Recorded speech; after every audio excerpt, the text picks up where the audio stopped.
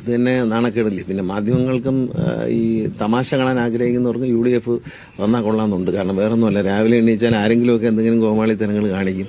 അപ്പം നിങ്ങൾക്ക് നല്ല കണ്ടന്റ് കിട്ടും. അതിന് വേണ്ടിയിട്ടാണ്. കാരണം ഒന്നുമില്ലാതെ പെട്ടിക്കകത്തിരിക്കുന്ന വോട്ടിനെ ചൊല്ലി എന്തെല്ലാം കണ്ടന്റ് കിട്ടി ഒരു മാസത്തിനിടയിൽ. എത്ര മുഖ്യമന്ത്രിമാർ. ഇപ്പം മുഖ്യമന്ത്രി കസേരയ്ക്ക് വരാൻ മുഖ്യമന്ത്രി ബെഞ്ച് ഇടുന്നതാണ് നല്ലത്. നിരന്നിരിക്കാം ഒരു 4-5 പേർക്ക്. മുഖ്യമന്ത്രി ബെഞ്ച്, പിന്നെ ഉപമുഖ്യമന്ത്രിക്ക് ബെഞ്ച്. അത് കുഴപ്പമൊന്നുമില്ല. അപ്പം ഞാൻ പടക്കം വാങ്ങിച്ചിട്ടില്ല. ഞാൻ 5 തവണ ജയിച്ചപ്പോഴും പടക്കം വാങ്ങിച്ചു വെച്ചില്ല.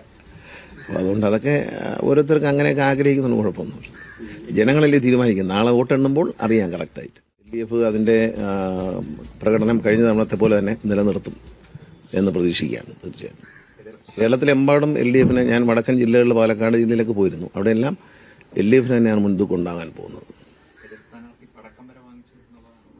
അത് കുഴപ്പമൊന്നുമില്ല. അപ്പോൾ ഞാൻ പടക്കം വാങ്ങിച്ചിട്ടില്ല. ഞാൻ 5 തവണ ജയിച്ചപ്പോഴും പടക്കം വാങ്ങിച്ചു വെച്ചില്ല. അപ്പോൾ അതുകൊണ്ട് അതൊക്കെ ഓരോരുത്തർക്ക് അങ്ങനെയൊക്കെ ആഗ്രഹിക്കുന്നുണ്ട്. കുഴപ്പമൊന്നുമില്ല. ജനങ്ങളല്ലേ തീരുമാനിക്കും. നാളെ വോട്ടെണ്ണുമ്പോൾ അറിയാം കറക്റ്റായിട്ട്. എക്സിറ്റ് പോളുകൾ വരുമ്പോൾ ഈ UDF പറയുന്ന പോലെ വലിയൊരു മുന്നേറ്റമൊന്നും ഒരു എക്സിറ്റ് പോളും പ്രവചിക്കുന്നില്ല. അപ്പോൾ നേരിയൊരു ഇതിലെങ്കിലും വരും എന്നുള്ളതാണ് LDFന്റെ നേതാക്കൾ അവസാന നിമിഷം പറയുന്നത്. അങ്ങനെ ഒരു മൂന്നാമതും ഒരു ഭരണം ലഭിക്കുമെന്ന് തന്നെയാണ് വിശ്വസിക്കുന്നത്. തീർച്ചയായിട്ടും അങ്ങനെയാണ് പ്രതീക്ഷിക്കുന്നത്. കാരണം ജനങ്ങൾക്ക് ഏറ്റവും അധികം ഉപകാരം ചെയ്ത, കേരളത്തിൻ്റെ ചരിത്രത്തിലെ ഏറ്റവും കൂടുതൽ ജനോപകാരപ്രദമായ കാര്യങ്ങൾ ചെയ്ത സർക്കാർ, അഴിമതിയില്ലാത്ത സർക്കാർ. ഈ സർക്കാരിനെ ജനങ്ങൾ അംഗീകരിക്കും എന്ന് തന്നെയാണ്. പിന്നെ മതേതര നിലപാടുകൾ സ്വീകരിക്കുകയും മതന്യൂനപക്ഷങ്ങൾക്ക് സംരക്ഷണം നൽകുകയും ചെയ്ത ഒരു സർക്കാർ മുന്നണിയുമാണ് LDF. അപ്പോൾ അത്തരത്തിലുള്ള തമ്മിലടിയില്ലാതെ നല്ല രീതിയിൽ കാര്യങ്ങൾ, അനാവശ്യ വിവാദങ്ങൾ സൃഷ്ടിക്കാതെ മുന്നോട്ട് പോയൊരു സർക്കാരാണ്. ആ സർക്കാരിനെ ഇഷ്ടത്തോടെ വീണ്ടും തിരഞ്ഞെടുക്കുമെന്നുള്ളതാണ്. ഈ ഒരു സർവേയിലും തരംഗമൊന്നും പറയുന്നില്ല. അതിൻ്റെ അർത്ഥം ഒപ്പത്തിനൊപ്പം വരും. ഞങ്ങൾ നേരത്തെ പറയുന്നതാണ്, ഒപ്പത്തിനൊപ്പം വന്ന് ഞങ്ങൾ മുന്നിലേറും എന്നുമാണ് ഞങ്ങൾ അന്നും പറയുന്നത്. ഇപ്പോഴും അത് തന്നെയാണ് പറയുന്നത്.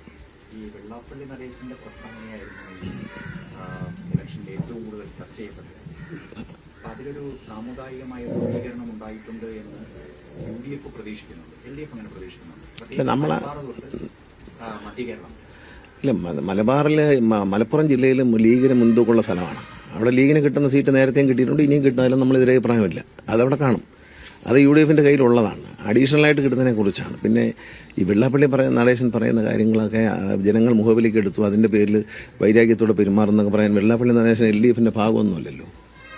അതുകൊണ്ട് അതിനൊന്നും സാധ്യതയൊന്നുമില്ല. കാരണം അദ്ദേഹത്തിൻ്റെ അഭിപ്രായങ്ങൾ പറയുന്നു, അത് കേൾക്കുന്നവർ ഇവിടെ കൂടെ കേൾക്കുന്നു, ഇവിടെ കൂടെ വിടുന്നു. അങ്ങനെ അങ്ങനെ ചിന്തിക്കുന്നുള്ളൂ. ഇത് സീരിയസ് ആയിട്ട് എടുത്താൽ പിന്നെ എന്നും വിഷമിക്കാനല്ലേ സമയം കാണും. അദ്ദേഹത്തിൻ്റെ വാക്കുകൾ സീരിയസ് ആയിട്ട് എടുത്തു കഴിഞ്ഞാൽ പിന്നെ മനുഷ്യനെ എന്നും വിഷമിക്കാൻ്റെ സമയം കാണും. അതുകൊണ്ട് അത് ആരും സീരിയസ് ആയിട്ട് എടുക്കുമെന്ന് എനിക്ക് തോന്നുന്നില്ല. അത് പഞ്ചായത്ത് ഇലക്ഷനിൽ കുറച്ച് ചർച്ച ചെയ്തിരുന്നു എന്നുള്ളത് ശരിയാണ്. ഈ ഇലക്ഷനിൽ അത്തരം വിഷയങ്ങളല്ല ചർച്ച ചെയ്ത്, പ്രധാനമായിട്ടും വികസന വിഷയങ്ങളാണ്. പത്തനാപുരത്തെ സംബന്ധിച്ച് വികസന വിഷയങ്ങളാണ് ഞങ്ങൾ ചർച്ച ചെയ്തത്. പക്ഷേ UDF ചർച്ച ചെയ്ത് വേറെ ചില വിഷയങ്ങളാണ്. അതിൻ്റെ റിസൾട്ട് നാളെ രാവിലെ അറിയാം. ഇല്ല, അത് തന്നെ നാണക്കേടില്ലേ. പിന്നെ മാധ്യമങ്ങൾക്കും ഈ തമാശ കാണാൻ ആഗ്രഹിക്കുന്നവർക്കും UDF വന്നാൽ കൊള്ളാമെന്നുണ്ട്. കാരണം വേറൊന്നുമല്ല, രാവിലെ എണീച്ചാൽ ആരെങ്കിലുമൊക്കെ എന്തെങ്കിലും കോമാളിത്തരങ്ങൾ കാണിക്കും. അപ്പം നിങ്ങൾക്ക് നല്ല കണ്ടന്റ് കിട്ടും. അതിന് വേണ്ടിയിട്ടാണ്. കാരണം ഒന്നുമില്ലാതെ പെട്ടിക്കകത്തിരിക്കുന്ന വോട്ടിനെ ചൊല്ലി എന്തെല്ലാം കണ്ടന്റ് കിട്ടി ഒരു മാസത്തിനിടയിൽ. എത്ര മുഖ്യമന്ത്രിമാർ. ഇപ്പം മുഖ്യമന്ത്രി കസേരയ്ക്ക് വരാൻ മുഖ്യമന്ത്രി ബെഞ്ച് ഇടുന്നതാണ് നല്ലത്.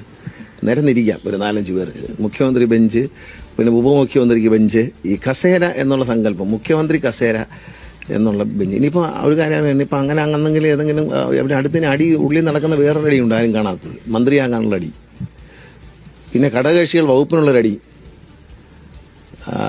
മികച്ച വകുപ്പുകൾക്ക് വേണ്ടിയുള്ള അടി. പിന്നെ അങ്ങനെ പല അടികൾ ഇപ്പം തന്നെ നടന്നുകൊണ്ടിരിക്കുകയാണ്. നമ്മളറിയും. നിങ്ങൾ ഈ മുഖ്യമന്ത്രി പദത്തിനുള്ള അടി മാത്രം ഹൈലൈറ്റ് ചെയ്യുന്നുള്ളതേ ഉള്ളൂ. പക്ഷേ മറ്റടികൾ വല്ലതീരം നടക്കുന്നുണ്ട്.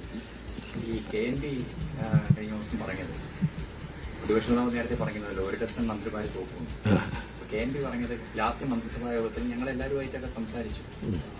അപ്പോഴത്തേക്കൊരു ഭരണവിരുദ്ധ വികാരം ഇല്ല, എല്ലാ മന്ത്രിമാരും ജയിച്ചു വരും എന്നുള്ളതാണ്. അങ്ങനെ മന്ത്രിമാരുമായിട്ട് സംസാരിച്ചായിരുന്നു.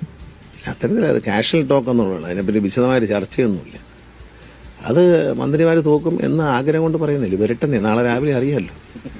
അങ്ങനെ അങ്ങ് കൊതിക്കുന്നതിനാ. എല്ലാം നമുക്കാന്ന് പറഞ്ഞ് കൊതിയെടുക്കേണ്ടി പറഞ്ഞ് പടക്കമൊക്കെ വാങ്ങിച്ച് വെച്ചുകൊണ്ടിരിക്കേണ്ട. അത് വരട്ടെ.